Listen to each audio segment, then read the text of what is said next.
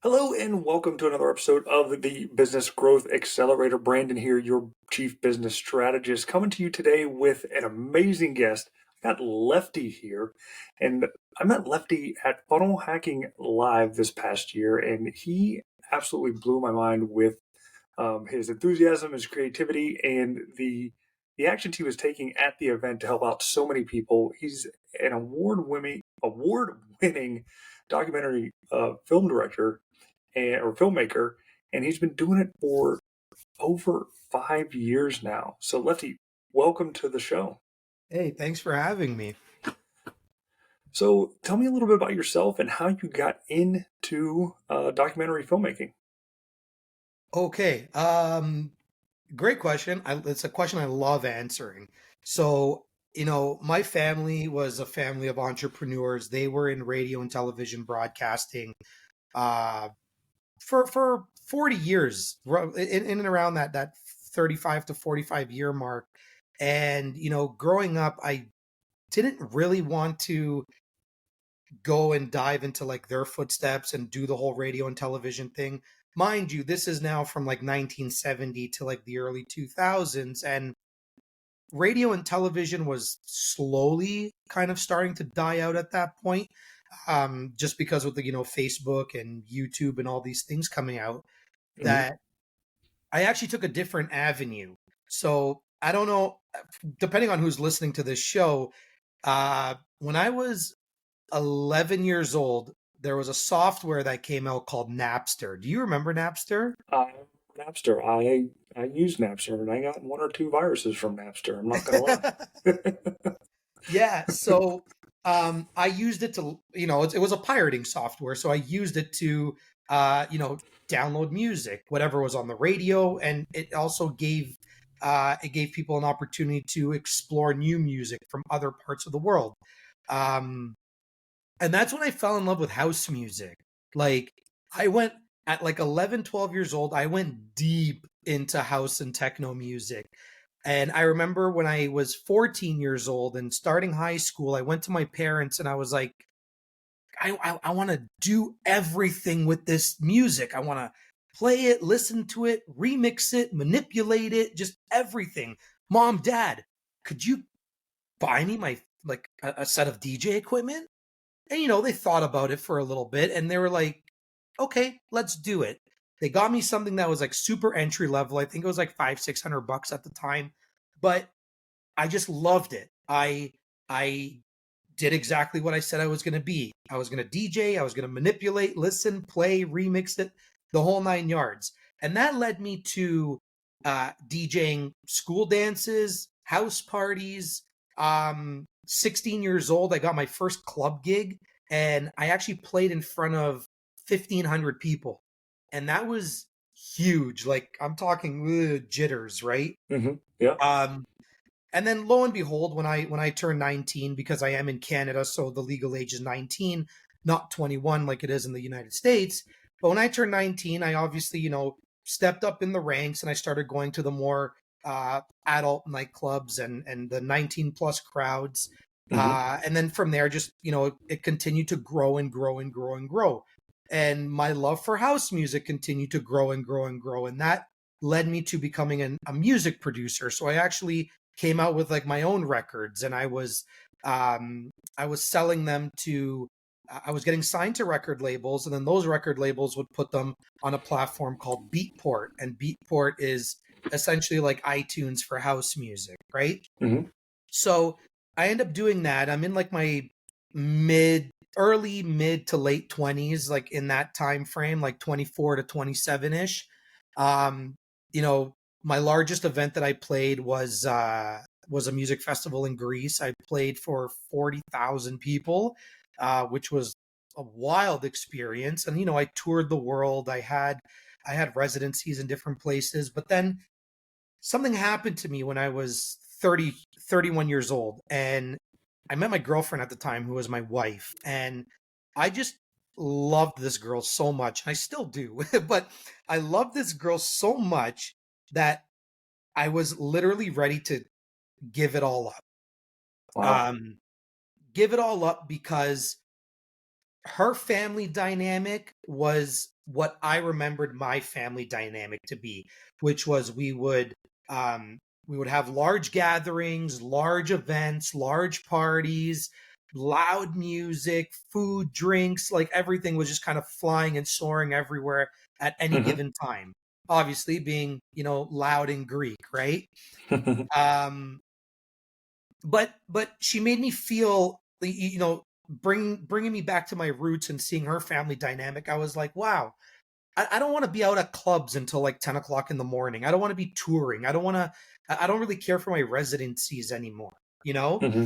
Um, and on top of that, being in the music industry, for full transparency, there's you tend to have a love-hate relationship with certain narcotics, and that was also getting kind of the best of me at the same time. So what ended up happening was I sat down with her and I said, I think I'm going to give up this lifestyle. I think I'm not going to do it anymore. But I'm super creative. I still need to be creative. Babe, what the hell am I going to do? Right? And at the time we were getting married, I had just proposed and we were looking for our own vendors for our wedding. Videographers, photographers, musicians, DJs, so on and so forth. So I ended up having a conversation with one of my friends. Well, sorry, he wasn't a friend. He was one of my vendors. He was just an acquaintance. Um, and I said to him, "Hey, I'm thinking of getting into photography."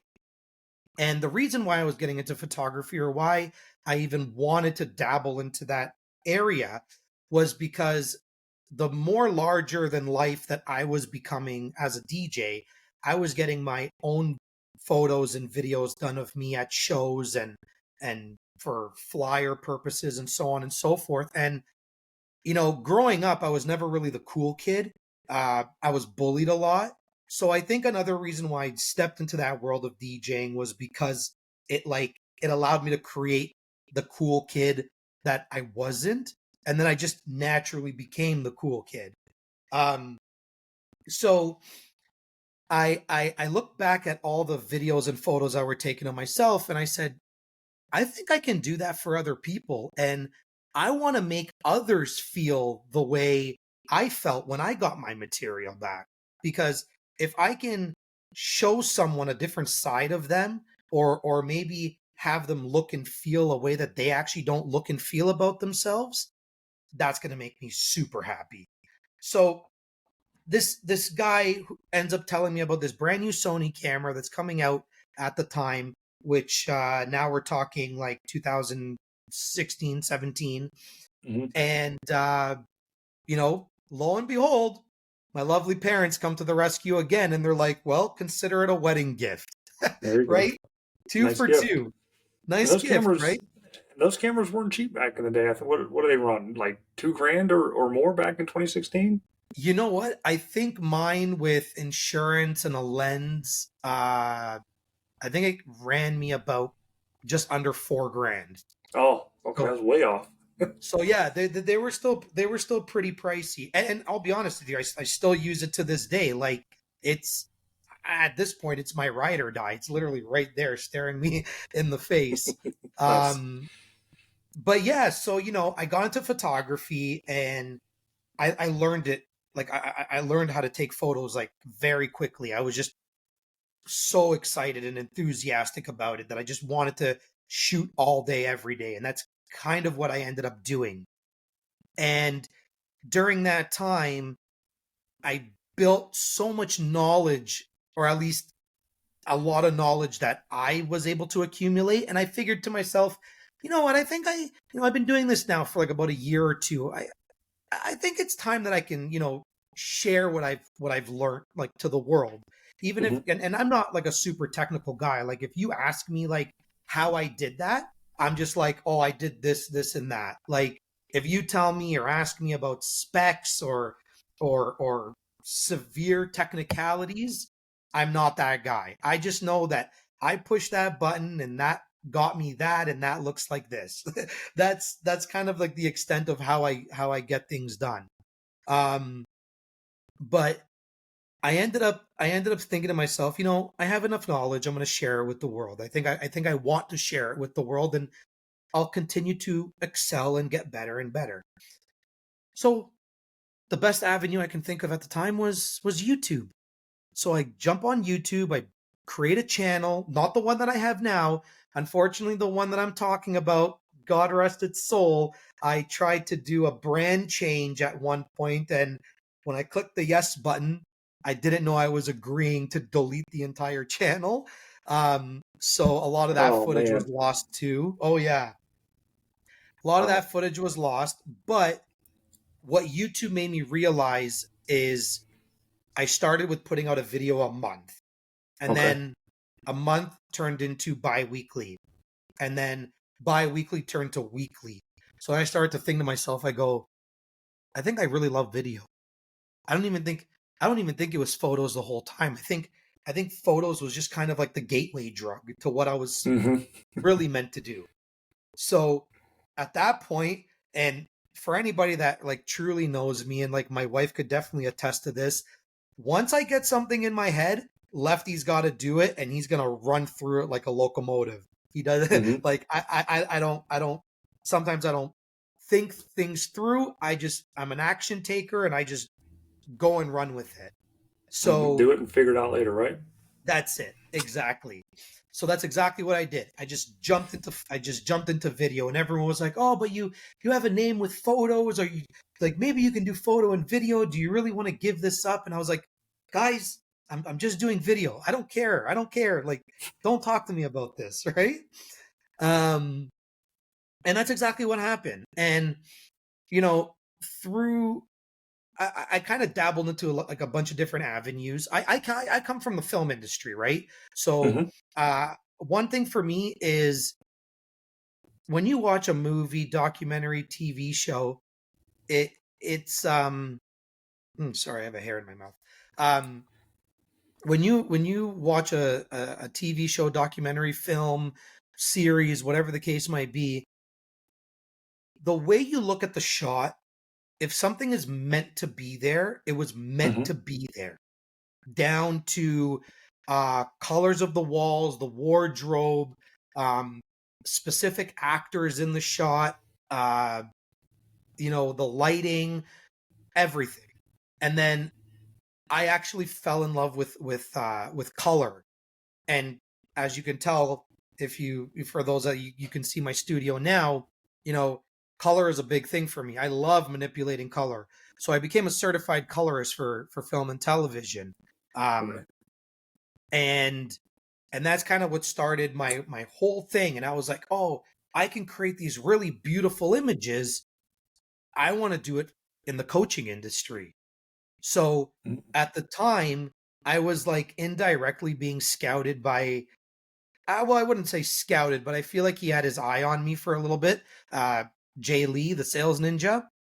Okay. And he ended up messaging me 2.5 years ago, and he goes, um I really want to work with you, and I think we can do some great things together. So I said, okay, cool, let's do it. So Jay kind of kicked off me being in the coaching industry and got me that leg up, and helped me get introduced to a bunch of people. Um, and then through that time, I ended up figuring out that I started hearing about these things called video sales letters, and Hmm. it intrigued me. I was like, oh, what's a video sales letter? And like people were like, oh, it's a way to, persuade your audience to like buy the thing that you're selling without, you ever even having to be on having the conversation with them. It's kind of just like a video. And I was like, oh, okay, so it's a commercial. Well, no, it's a video sales letter. I'm like, no, no, no, it's a commercial. And coming from film and television, I was like, I could make commercials, like Hmm. no problem. So so I dabbled into that for a little bit. Now, I don't do that anymore because too many people like and it's not their fault. It could be the people that somewhat put me on a pedestal sometimes, or speak highly about me and my work, but those people looked at the videos that I was producing as the be all end all, that video that I produce is going to be the reason for their success. Mm. And a lot of the responsibility started to fall on me. It wasn't their funnel. It wasn't their sales team. It wasn't their offer. It wasn't their messaging. No, it was my video that was going to make you entirely successful, even if the rest of if the rest of the picture looks like a 2-year-old drew it, Mhm. right? So Those, everybody blames the marketing team when they're not getting any sales, and marketing blames the sales team when they're not, right, making yeah. making the money to pay their paycheck. So I totally understand that, and that's definitely um, a heavy burden to carry. It's definitely, and you know what, I've always been like a social butterfly.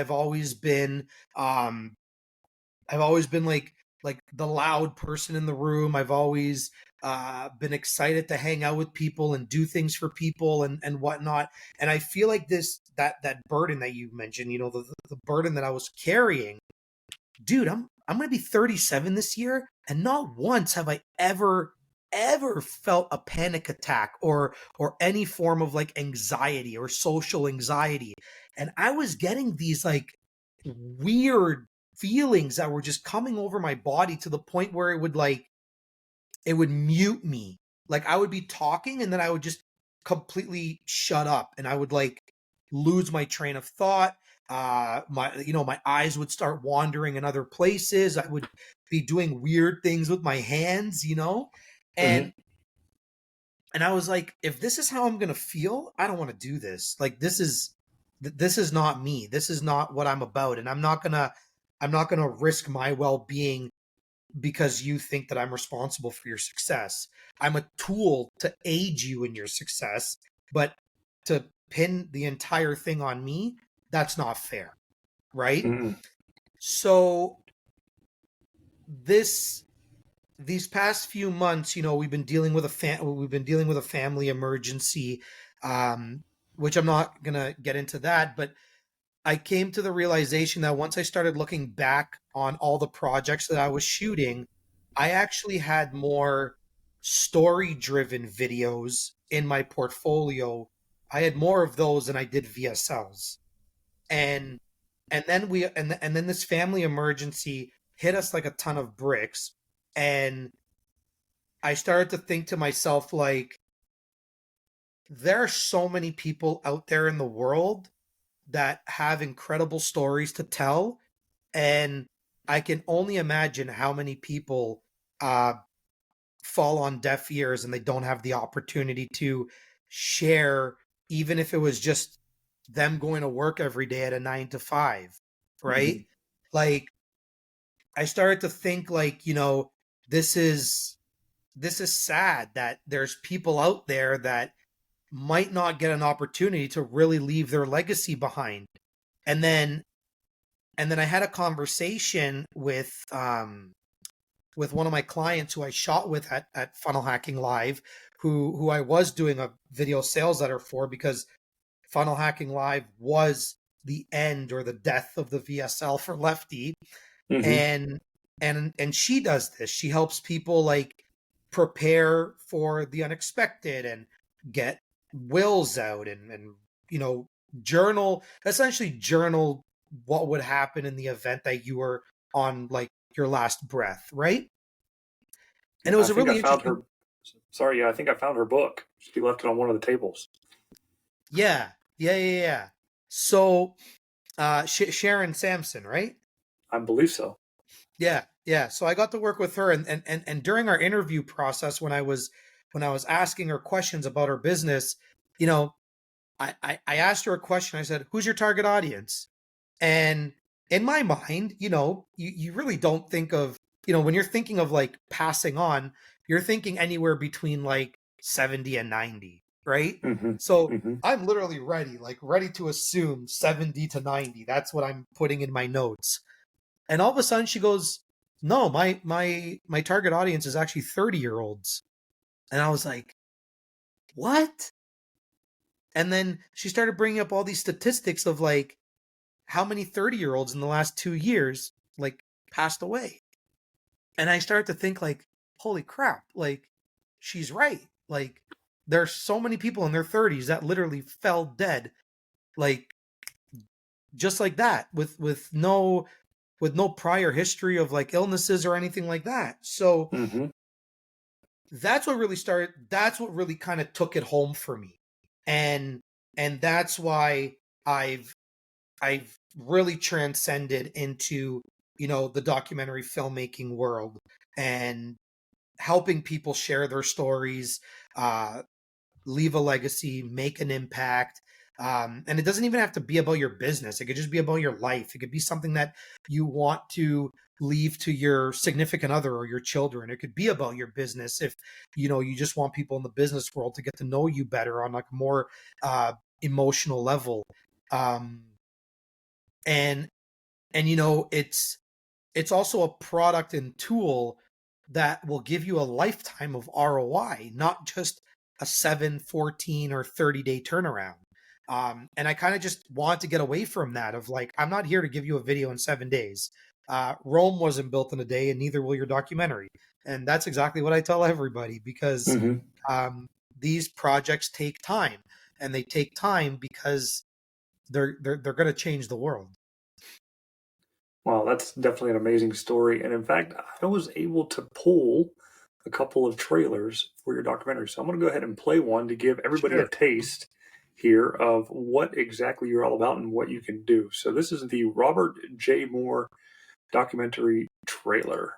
Oof.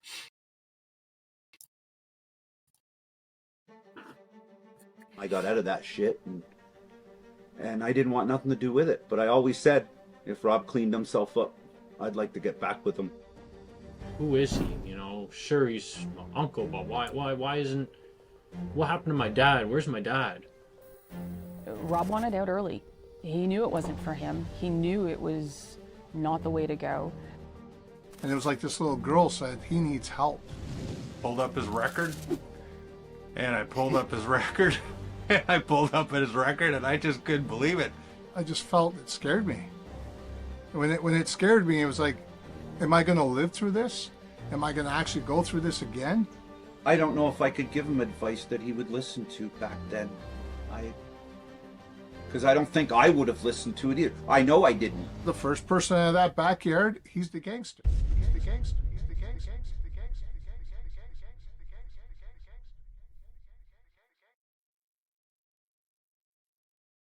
Oh yeah, that was quite the roller coaster ride. Yeah, so talk to me about that project there, and how did it end up turning out? Yeah, so I'm part of a show called Friday Night Live with two colleagues of mine, and Robert was, always tuning into the show.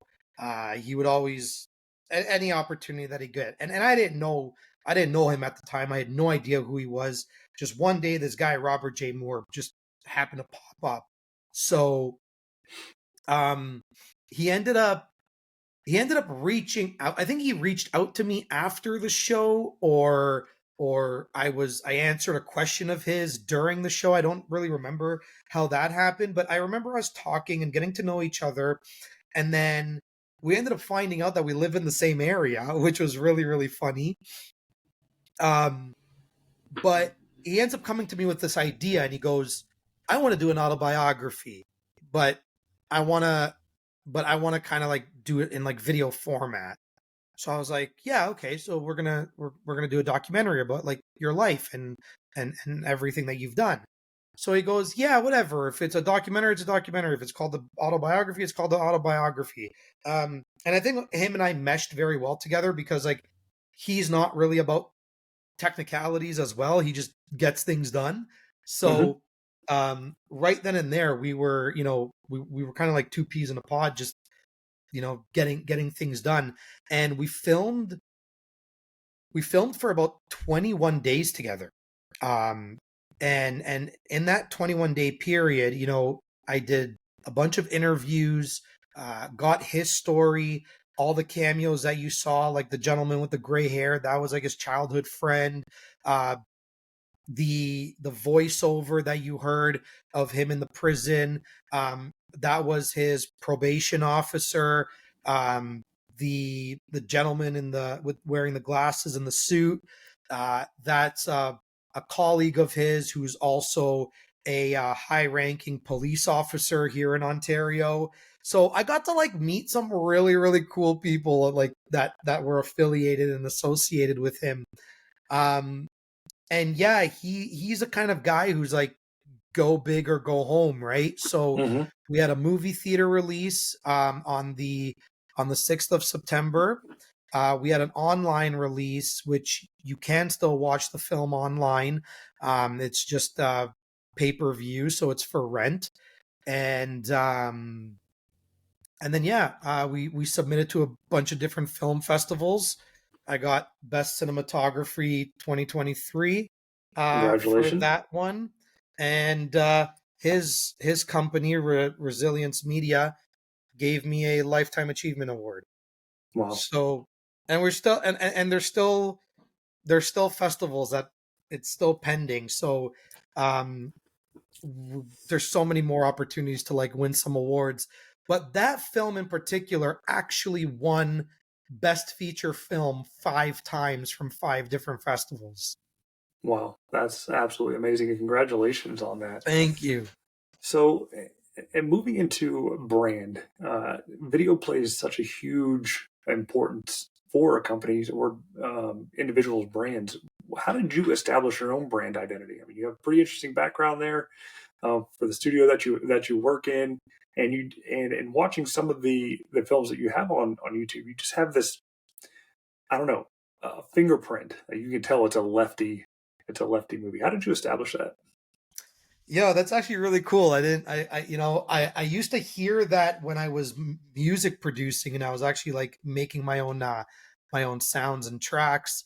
And it was really funny because like when you heard one of my songs, it's like you knew it was one of my songs because of like a specific like percussion pattern or anything that I would do. So I think it's really interesting to hear that like, you can pinpoint that it's like a Lefty video, which is really awesome. Thank you, because I'm hearing that for the first time. Um, but I didn't you know what? I never really followed trends or patterns or anything like that, right? Like if something comes to my head, I just want to do it. And when it comes to like branding and whatnot, it's something that I never really thought about either. Like I just kind of I kind of just like looked at my space and I was like, this is how I want to look. This is what I like, right? Hmm. And I think branding should be that way for like a business owner. It should just be like, do what you like. Look how you like. You know what I mean? And then Hmm. aid the let that aid, the logos and the branding and everything else that you put into it. But for me, this studio came with like mistakes and learning from my mistakes. Uh, I had about 7 or 8 studio setups before this one, Hmm. and I actually have a YouTube video about the setup of this studio and kind of talking about why I did it this way and so on and so forth. Um, and yeah, it just, like I said, it just stems down to like I just do what I like. I film what comes to mind at the time. If I'm doing something that requires my attention, like if I'm making a specific video, it's because I have, you know, there are things that you need to do that are going to stand the test of time. So I have a 10 series YouTube I guess a 10 video series on YouTube that's going to be coming out in November that literally breaks down exactly what I do, how I do it, why it's important, what is it even really? Because, a couple conversations that I had at Funnel Hacking Live, and I was like, I'm talking to people about documentaries. They were literally just like, oh yeah, so I'm gonna sit down on a stool and just get interviewed. And I'm like, well, no, there's this. And he goes, all that goes into a documentary? Like, I didn't even know. I literally just thought I was going to be sitting in a chair for an hour getting interviewed. And I was like, no, sir.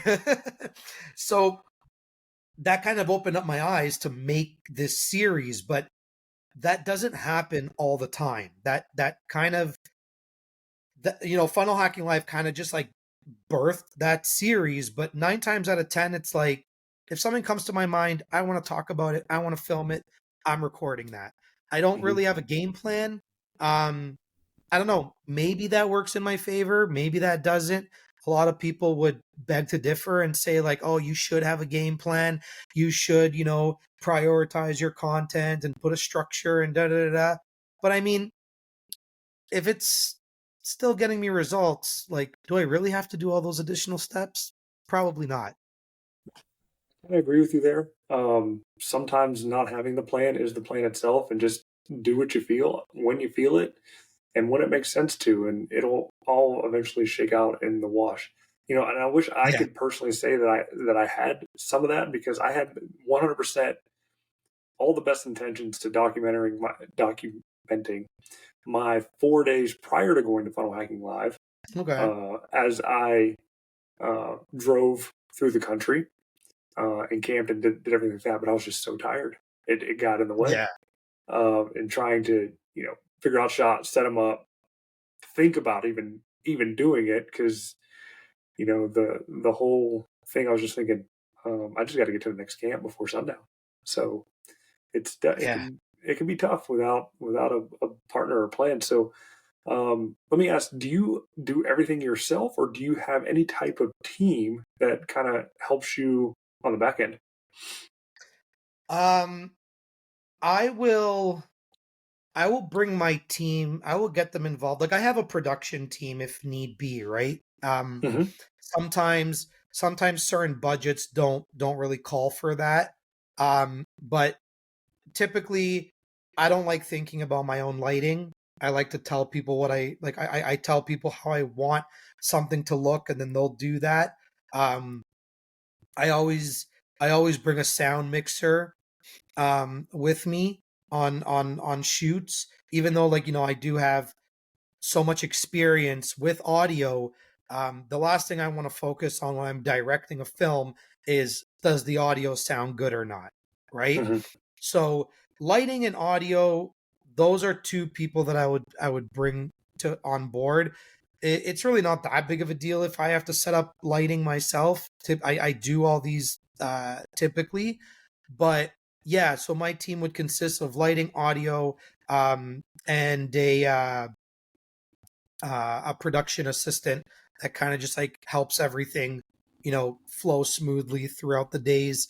When it comes to the editing, I will personally edit the projects myself, Hmm. just because I feel like you're coming to me for that, for that lefty touch, like you called it earlier. Hmm. So that's what I want to give my audience.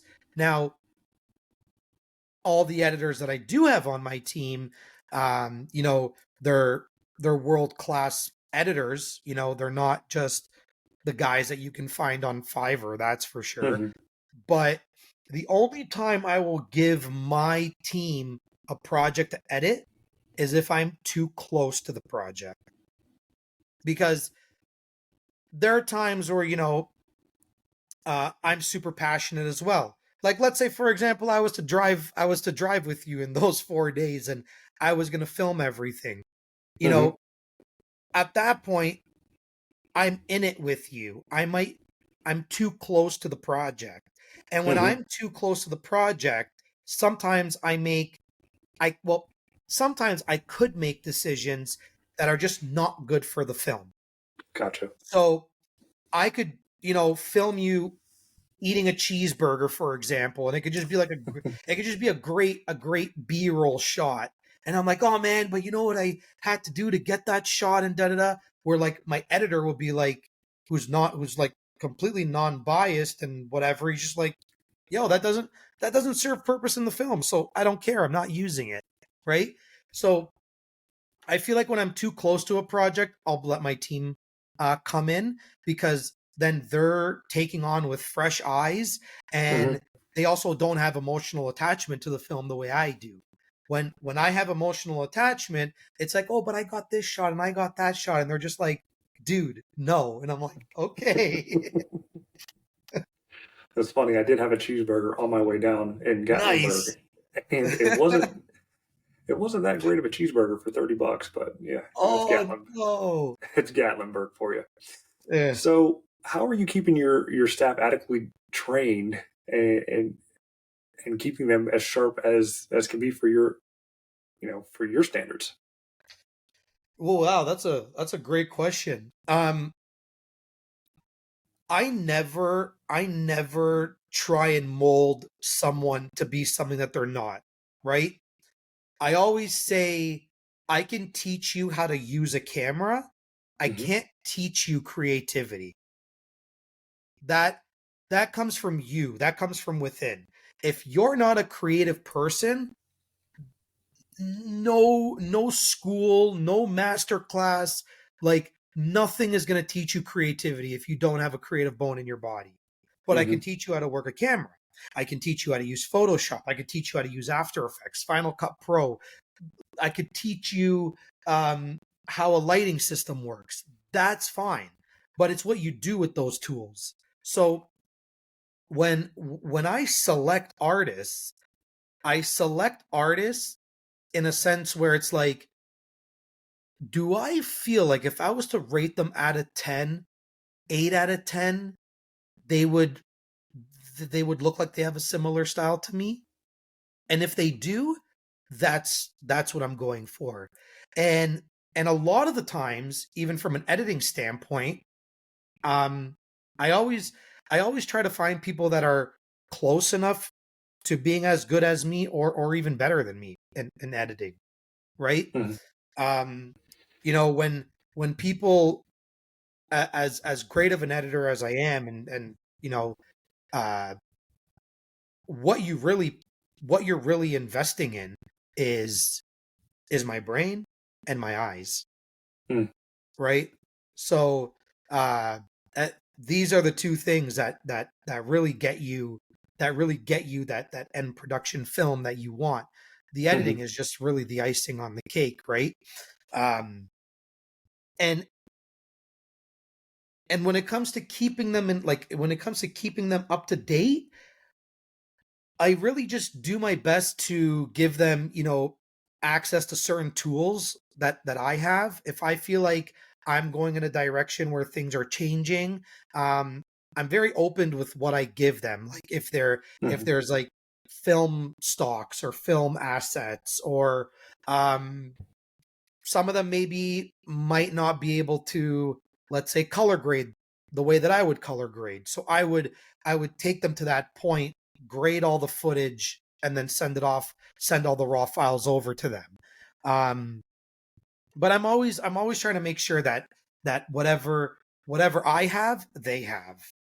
And I'm always open to, answering questions that they might have and working together. And it's always a collaborative, it's always collaborative here in the Lefty production house. That's good. Collaboration is definitely key. Having that mastermind, amongst the team is definitely good to make sure you get the freshest and uh, clearest ideas possible to move forward. Right. Yeah, exactly. Absolutely. All right. Changing gears a little bit here. Um, Video is huge in marketing. And as some knows, those that try to do their own marketing and videos, the cobbler's kids can have the worst shoes on the block, right? So, Yeah. what strategies have been the most effective for your business, and how are you measuring the success of them as you implement them? Well, for me, because I do spend a lot of time in the editing room, and I'm always trying to film things to get them out there. Now, I I obviously post less than the average human being.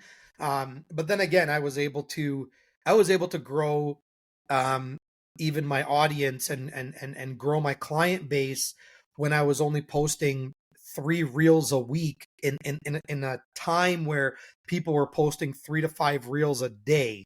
Hmm. Um, and it's just one of those things where it's like, because my posting schedule is more spread out, simply because I'm always looking to give people the best, like the best of the best. Uh Hmm. I like to say done is better than perfect. Mhm. So there are times where, you know, I'll get something out to you, even if it's not 100% complete, just to get it out there. And it's funny, there's one time where, you know, I had a YouTube video where I was shooting from a distance, and that specific angle, because I kept moving around to different areas, only that specific angle, the whole entire shot was blurry and out of focus. Um, but I gotta say, like, YouTube has been the best measure for my success ever since I got monetized. Like, Okay. I honestly say that, like, everybody should have a YouTube channel. Even if it's not um even if it's not a channel that you're going to produce weekly content or monthly content or bi-weekly or you know, biannually, whatever your loading schedule is. um Mhm. you know, you can have a channel with just your documentary on it that you continuously run ads to, or run or get traffic to it if you're really awesome at the organic game, Mhm. and eventually you'll start getting money from it, right? So in order to get like 4,000 hours of watch time, I'm not saying that it's like super easy, but Mhm. it's not super difficult either if, you know, you have like a 1 hour film and even a 30 to 50% retention rate on it. You know, you Mhm. can make those 4,000 hours up like relatively fast, right? Um, and then, you know, at the end of the day, it really depends on like the subscribers. You know, that's where it gets tricky, because obviously if someone's going to subscribe to your channel, they want to see more things come out. But that's where you can consider the level of um that's where you can consider the level of production at that point, because Mhm. what I kind of teach people is that you can make money just off of one video. You don't need to have 50 videos. You don't have to kill yourself with like 3 videos a day. Like, this is all nonsense. In my opinion, it's all nonsense. And for those of you that are watching and listening to me right now, you know, I've been told twice that people feel like I'm ahead of my time. So to everybody listening right now on, what is it? October 16th, Yep. 2023, Yep. I'm probably the village idiot to all of you right now. But then you're gonna listen back to this October 16th, 2025, and you're gonna be like, crap, Lefty was onto something. So it's just a matter of like, you know, they say it all the time, like quality over quantity. Like, Mhm. this is something that's instilled in our brains ever since childhood. So do you want to be a part of um the dopamine rush, or do you want to really make an impact, right? Mhm. So in that regards, that's why I use YouTube to measure all my success, because I have passion projects that I personally want to do for myself. And you know, it's great if I can collaborate with somebody and have somebody pay for it, right? And have Mhm. somebody use their hard-earned money to say, "Hey, Lefty, I want to do this project. I think it's a amazing passion project. Let's do this." Um, I would rather be able to do that, knowing that I could have had the ad revenue from YouTube pay me to do those passion projects. And my whole goal with YouTube is to make enough money on YouTube where I can help better serve uh, more online business owners. So I can have that funding available to me without having to worry about whether they're going to fund it or not. Then that's kind of how I'm measuring everything right now. That makes so much sense. And I really hope everybody listening to this really paid attention and took notes in how Lefty here has set up his business model for that passive income stream to come in. That way he doesn't, again, have to worry about, where the next paycheck is going to come from, his clients. And he's able to serve more and possibly even do pro bono work to bring somebody else up. And it's all about giving, folks. Giving out to the world, what you put out comes back to you tenfold. So, Lefty, that's absolutely awesome. Yeah, So, I mean, yeah. So what were the key factors then that has helped scale your business and the challenges that you faced? What did you do to overcome them? Sorry, can you repeat the question one more time? No problem. I said, what were the key factors that helped you scale your business, and what were the challenges that you faced while scaling it? I would just truthfully, I would say determination. I would say that I've always uh I've always been at at the forefront of everything that I do. That's probably what helped me, scale to where I'm at right now. Um, it's by any means not like the be all end all, that's for sure. But Mm-hmm. to get to where I am right now, yeah, it was definitely, determination, having a great support system. My even though there's times where we've had countless disagreements, but my Mm-hmm. wife has always been the best person on my team, and she always, supports every decision that I make, good or bad. And I think that's also, knowing that I have someone like her in my corner helps me get further, helps me know that, if something doesn't happen, then I feel okay because Mm-hmm. she's going to be there to still be my support system no matter what. Um and that gives me a lot of confidence to not only do exactly what I know what I'm doing, but it also gives me the opportunity to be okay with failing more. And I think because as much as I try and show all the perfect stuff on Facebook, and I don't really use Instagram anymore, but Facebook and YouTube and LinkedIn the odd time, um, it's made me more comfortable to showcase a lot of bad moments too, right?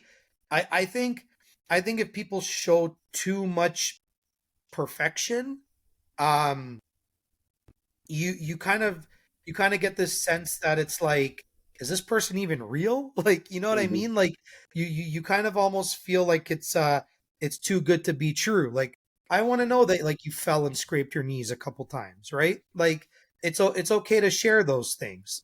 And that's another reason why I always share bloopers. Mm-hmm. Bloopers are funny. They make people laugh, but the for me, the psychology behind the blooper is to show that I could have done that take 10, 15, 20 times. It's Mm-hmm. not always going to come out perfect. Even in the short film that I'm premiering this Friday, I put out bloopers for it last Friday. And Okay. that right there, it's like, that's why I show the mistakes, because I also want to show people, like even the coaches that take themselves so seriously, that Mm-hmm. like it's okay to make mistakes, you know? It's Mm-hmm. okay that you didn't get your lines right, you know? Um and then what was the second part to the question? Um, how did you overcome that? How did I overcome it? Yeah, Yeah.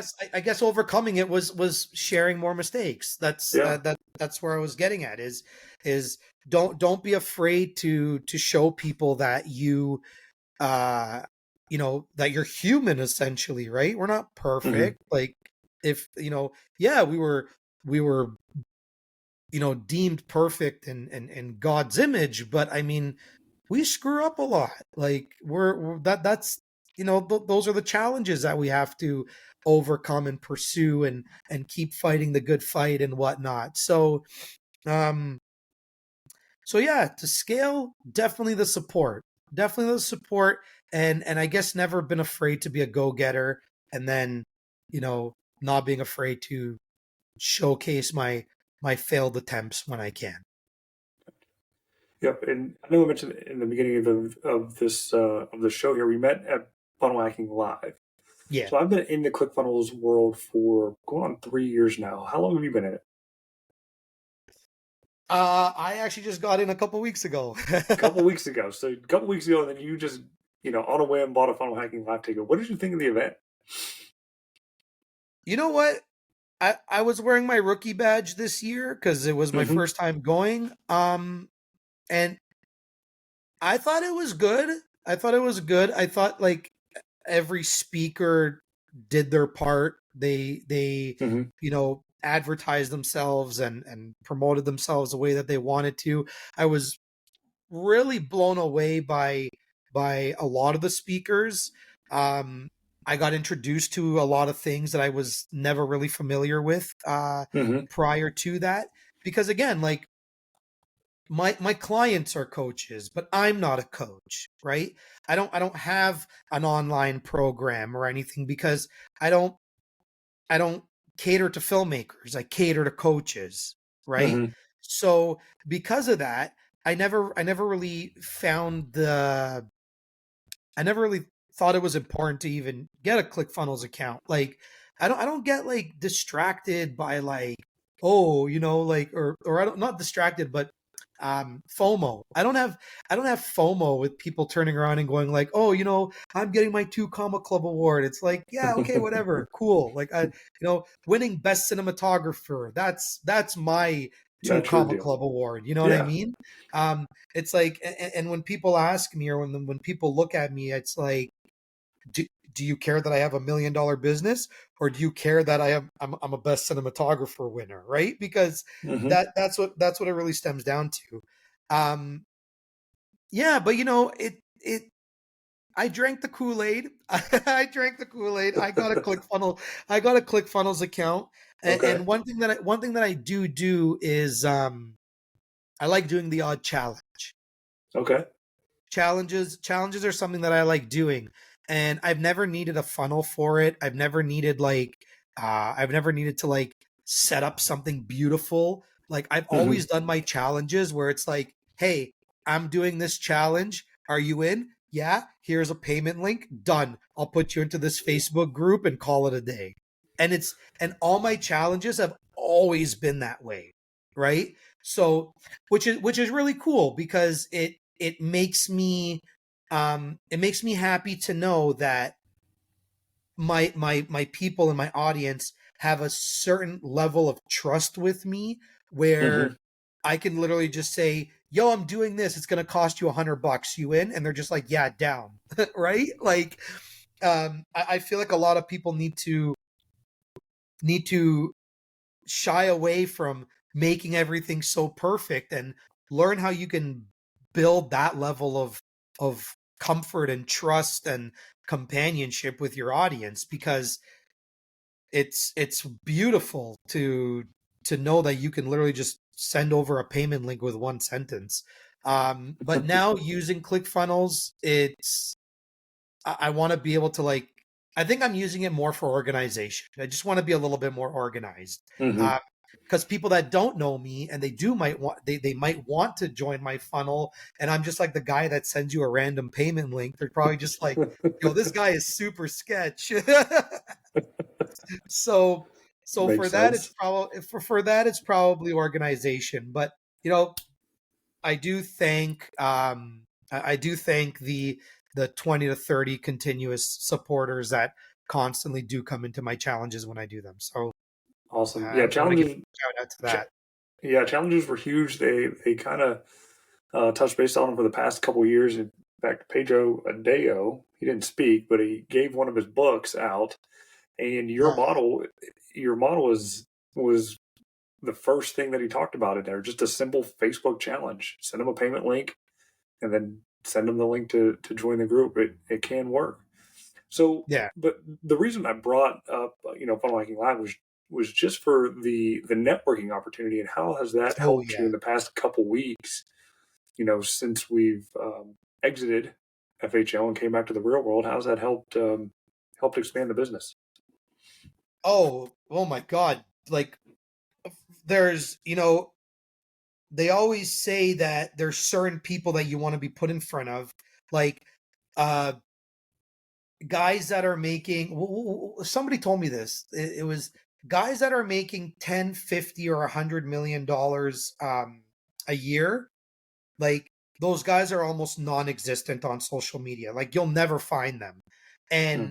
And it's so true. Like, it's Mm-hmm. so true. Like people are always thinking of like their dream 100, right? Like, yeah, Alex Hormozy, for example, is on social media, but it's literally insanely difficult to get him personally, right? Mm-hmm. Let alone one of his setters or one of his VAs. You know what I mean? So Mm-hmm. I don't think it was a matter, like, to don't take it literal where it's like you can't find them on social media, but they literally are nowhere to be found. And to be in a room, or even at the Marriott bar, the lounge that they had there in the corner, um to be in front of people that you would never find online, like, uh, to be honest with you, I'm the one that felt like a celebrity. Never mind them. Like, I felt, I got that rush of like, yo, like, I'm with this, like, I'm just sitting here talking with a dude that makes like $40 million a year. Like, I would never talk to that guy on Facebook. Like, but I'm sitting here with him right now. Like, Mm-hmm. I thought that alone was just the most incredible thing ever. And just, and everyone is so friendly, you know? Absolutely. I think people have to be more of that, Yes. right? Like, I get it. I get it that you're on social media. It's scary. You have nothing to go, you have nothing to go based on that person outside of a display photo. But Mm-hmm. like, there's some people who you'll run into in person, and they're the sweetest people in the world, yet they're assholes on social media when they get like a cold DM. But Yeah. at the end of the day, me just walking up to you saying, "Hi, I'm Lefty. Nice to meet you. Let's chat." Isn't that, it's still the same thing. It's a cold DM, Yeah. right? So why Yeah. would you not be rude to me in person, but you would be rude to me online? So I think, I think that's one thing that I got, that I took away from it, is that, like, everyone was just super accommodating. Everybody was super nice. Everybody, just left their egos in their hotel rooms. And it was Mm-hmm. just so simple to talk to people that you really wanted to get in front of. And I feel like if more people were like that online, we could literally make Facebook a better world. Like, Uh, that's my opinion. yeah, I 100% agree with you on that. My experience there, you know, I don't think there's another place to where you can walk the halls and be able to just take a picture with one of the speakers and sit and have a 2 to 3 minute conversation with them and Yeah. gain even more valuable knowledge from them than they gave out on stage. Um, Oh yeah, yeah. absolutely. I mean, I sat down for 2.5 hours, um, at the lounge upstairs. I think I ended up getting home at like 2:30 in the morning, 3 o'clock in the morning. But I was having a conversation with this one guy who's like crushing it, like 15, 20 plus million a year easily. And this guy introduced me not to people, but he sat down and took the time to like kind of dissect my business a little bit. Hmm. And he also showed me competitors of mine, or that could be potential competitors of mine, um in the playing field that I want to be in, which is that $10 million plus club, uh clients, right?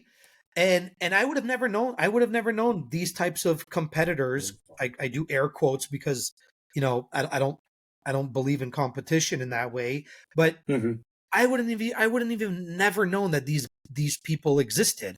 And now I have another status to look forward to be like, oh, this guy is at the level that I was at. But I'm trying to compete with people that are like linear. They're not above me, you know? And now that like just my whole entire world was changed. If anybody has never been to Funnel Hacking Live, like eh, don't even go for the presentation. Don't even go for any of that, even though you learn a bunch of stuff. Like the networking alone makes the $1,000 ticket worth it. Like completely worth it. Absolutely. And I think I saw a couple of my Facebook acquaintances not even buy a ticket to the show, but were walking the halls anyway and network. Yeah. So you can do that if you really wanted to. But the show itself, to be able to sit there amongst your peers and being in the same room, just it gives you the drive to keep going and not Yeah. give up there. And you mentioned like you have competitors. I don't know where they would be at because I've never seen anybody. I would say of your caliber, other than I would have to say Mr. Casey Neistat. He can edit a video or two, but there's another short trailer that I wanted to do my best to work in here that I watched. It was super good. If you can spare 30 seconds, I'd love to show it. Yeah. It's the I got time. framed. It's the framed one, and then we'll kind of wrap it there. So I didn't want That premieres Friday, but we'll talk about it. I didn't want to leave that one out because I saw the date of it and I want to make sure I got it in. So this is the trailer, the short film, Framed. Our Father, who art in heaven, thy kingdom come, thy will be done. And lead us not into temptation. God, forgive me. Amen. Amen. Amen. Amen. Amen.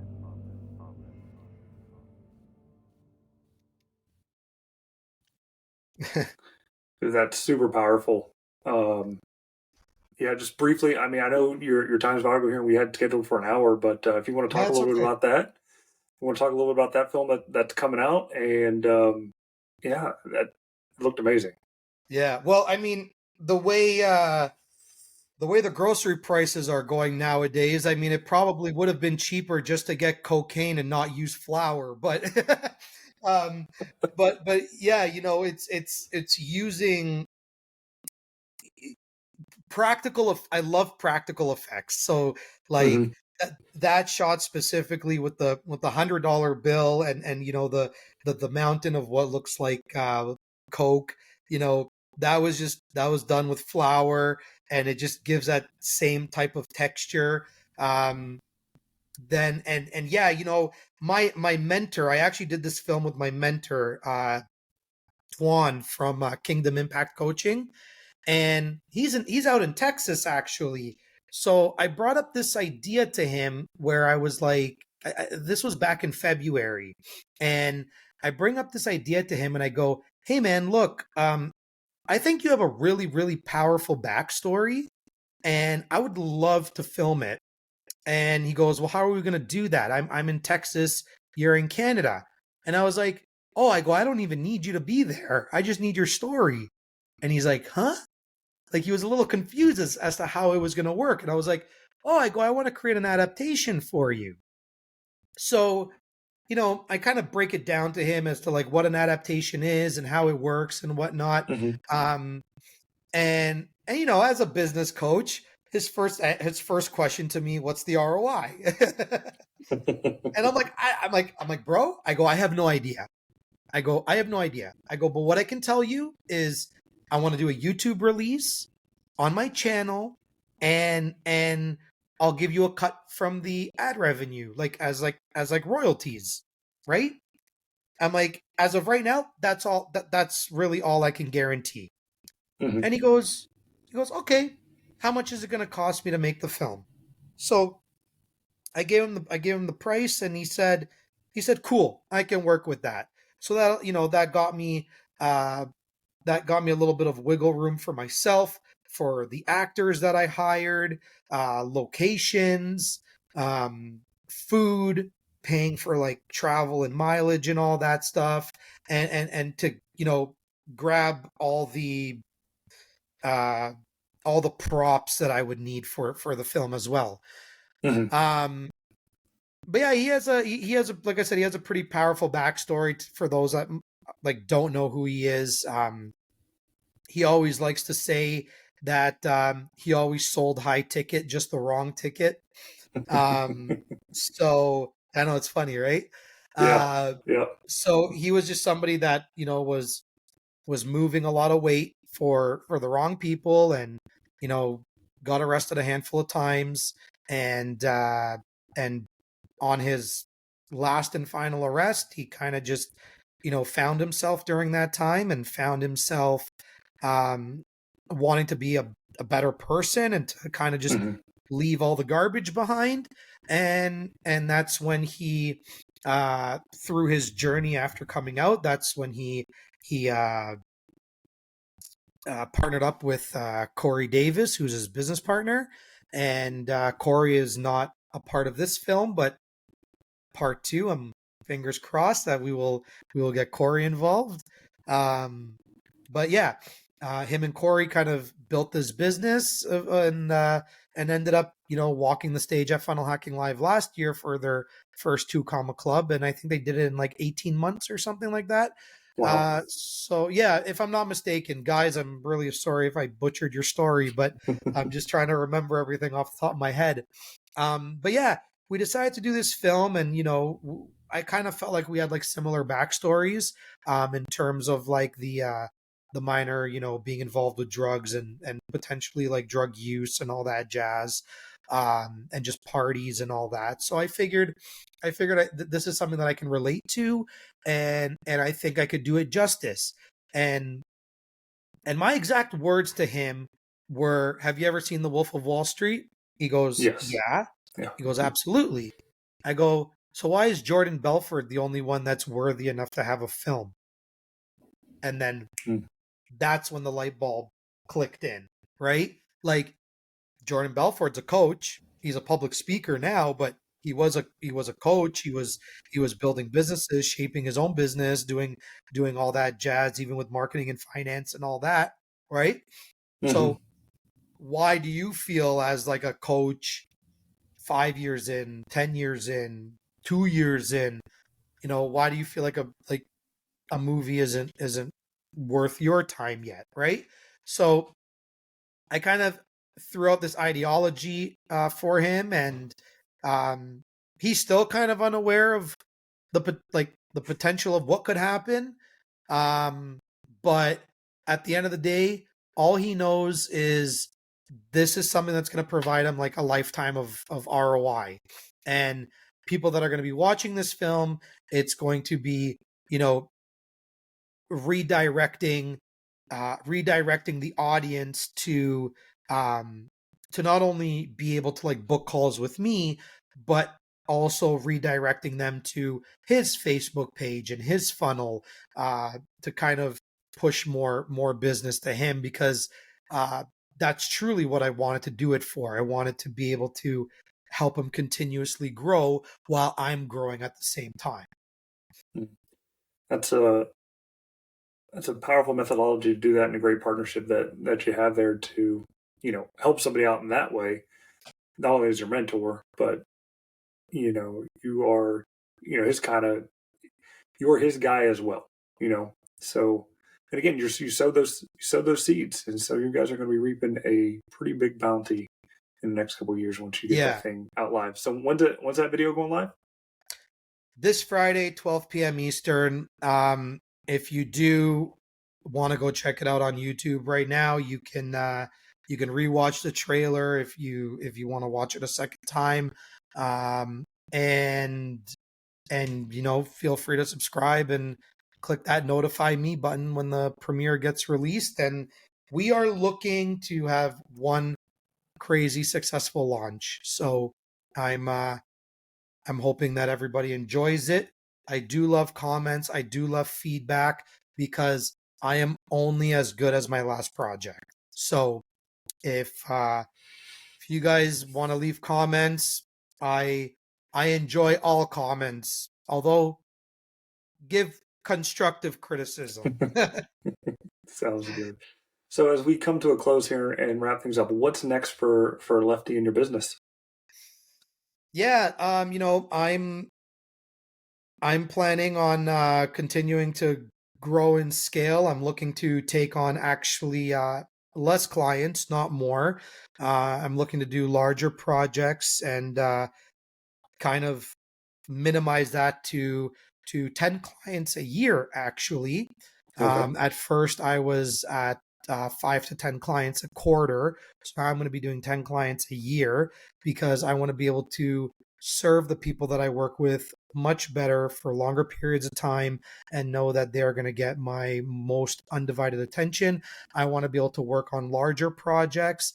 I want to be able to um, create impacts. I want to be able to create documentaries and films for the people that I service without any limitations. I want them Hmm. to feel like what they get or what they expect is what they're going to get, and that's that. I want to constantly push myself to the limit as a filmmaker and always do things that go outside my comfort zone, and I feel like there's only a certain amount of the right people that will allow me to do that. So if that is you, let me know. My DMs are always open, and we can definitely have a chat.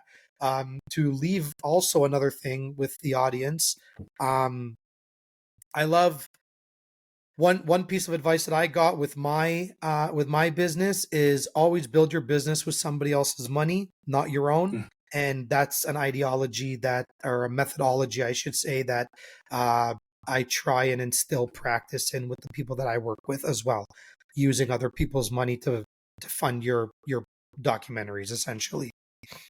Makes perfect sense. And I hear it all the time as well. So, with that, as you guys all know, anything that we talked about during this episode is going to be linked in the show notes. So, be sure to check those out. We'll have all of Lefty's socials in there, including his YouTube channel, Facebooks, and websites. Lefty, do you have a specific offer for the audience that you want to throw out just for the Business Growth Accelerator listeners?